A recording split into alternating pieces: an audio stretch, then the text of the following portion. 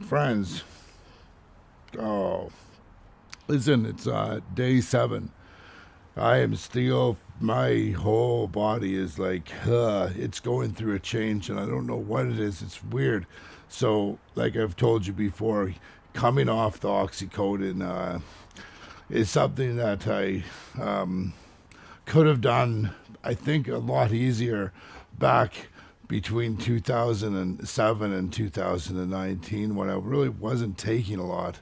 But unfortunately, as a result of the doctors keeping me on it and me take some blame, not really wanting to get off of it because it did help with pain. As I've expressed, I've had multiple surgeries in my body, and I found that after, the reason taking oxys was because of having my knee completely crushed, and finding a couple months after that that it actually helped affect my the pain or the neuropathic pain in my lumbar.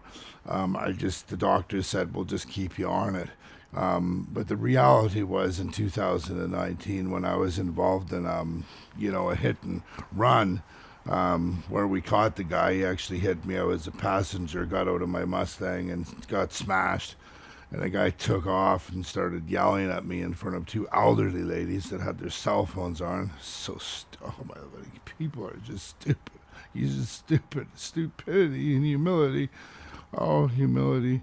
Anyways, and a couple of days after that, I was driving to the hospital to have a meeting with some psychiatrists in relation to, making some assessments or helping doctors with giving them some information so that they could write their assessments effectively. Um, I was struck by an elderly couple driving their Cadillac, their SUV, and it cracked me in the side, running through a stop sign, which ultimately over 4 months, the pain in my back got progressively worse to the point where I couldn't walk. Which is why the doctors, they ultimately go surgery or drugs. So they gave me the drugs, and then that was for months, and then they didn't say, okay, we're cutting you off or we're cutting you down. They tripled my dose, like 50 milligrams to 150 a day. I was not the same person. My family said it. My sons said it. It wasn't that I was angry or irritable or discomfort. I was just a little bit happy, a little bit tired.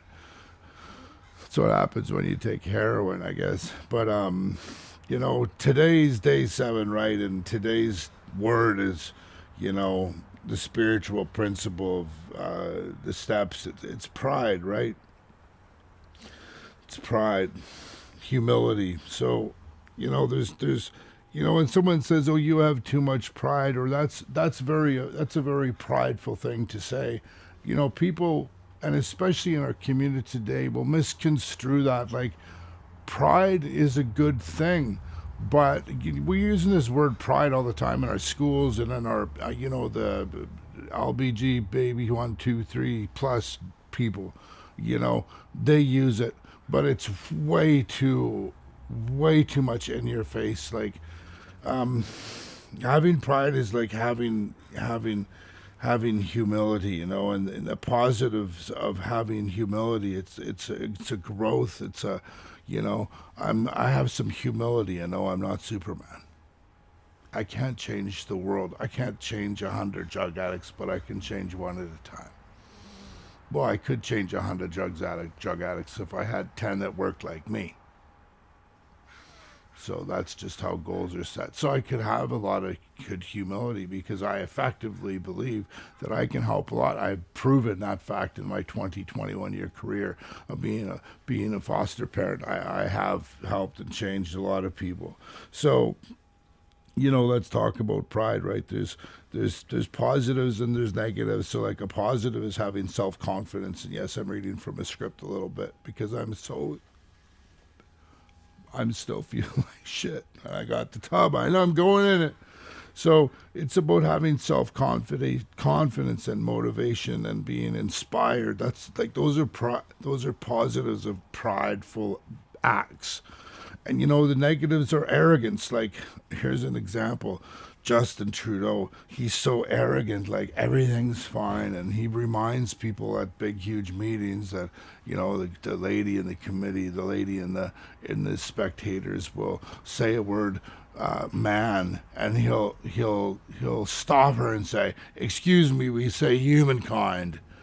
You know, that's a negative impact of having pride. Like he's in so far out of his mind or out of his scope that he's throwing it at people, trying to correct them about what his values are. And we don't put values on people, man. I never talk to someone about how their God is. The relationship that you have with your God or with your higher power, that's yours. I cannot try to put mine on you, and you cannot try to put yours on mine, because that relationship is so deep. No one, no one, no one can express in context or in feeling of the spirit of how God works in you. Here, I'm in jail. Okay, I'm 13 months sober. I had recently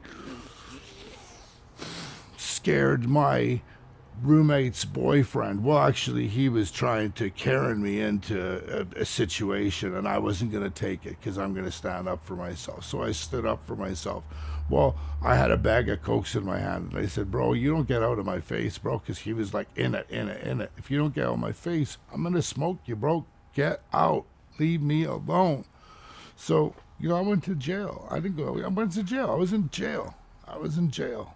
I was in jail at 13 months sober, like back in 97 December. I got out of jail. The first thing that I did is I went to my home group in my AA meeting, and I talked to my home group about that. I told them, I said, "Can I share?" And it's the wrong thing to do, but I did.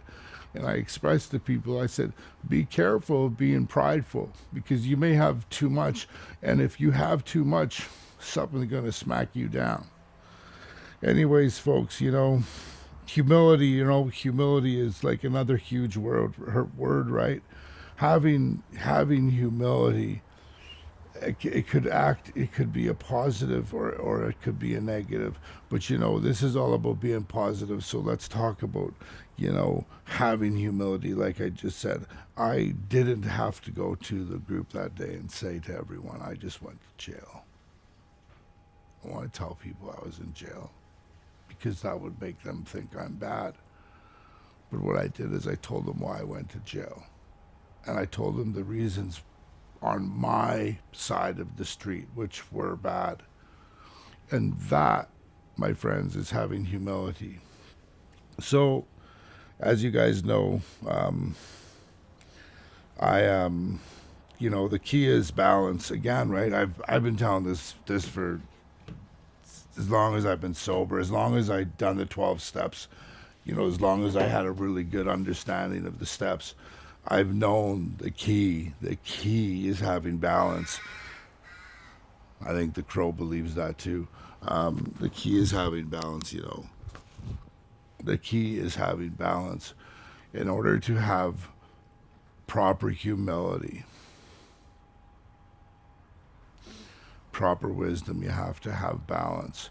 Yeah, you're going to go off a little bit. We're human. That's why God gave man free will.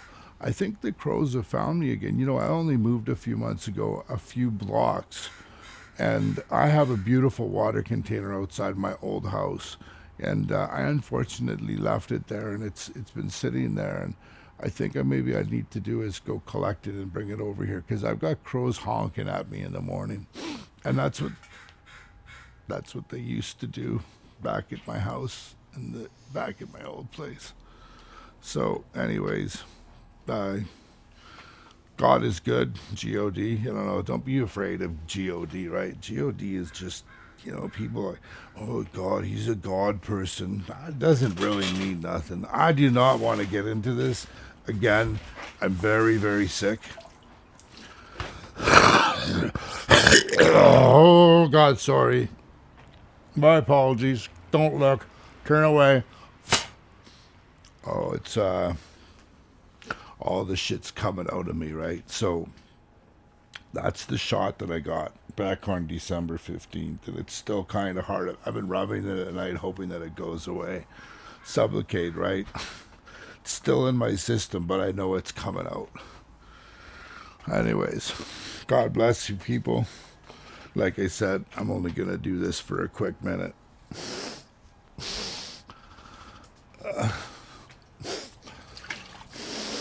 Quick minute, right? A quick minute. Oh Lord, it's hard to be humble when you're perfect in every way. I can't wait to look in the mirror. I get better looking each day. My neighbors must hate me. To know me is to love me. I must be a hell of a man. Oh Lord, it's hard to be humble. But I'm doing the best that I can in a bucket of water that's 2 degrees cold. God damn it.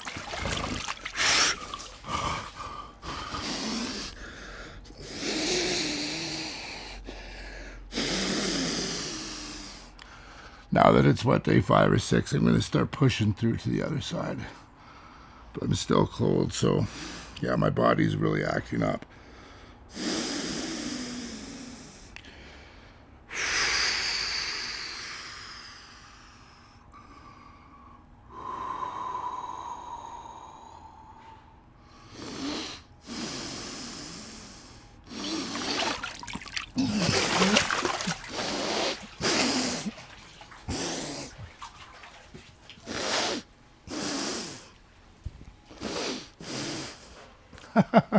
I'm on cement.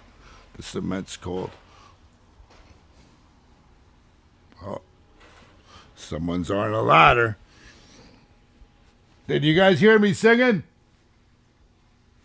No, they're pissed off. I woke my neighbors up.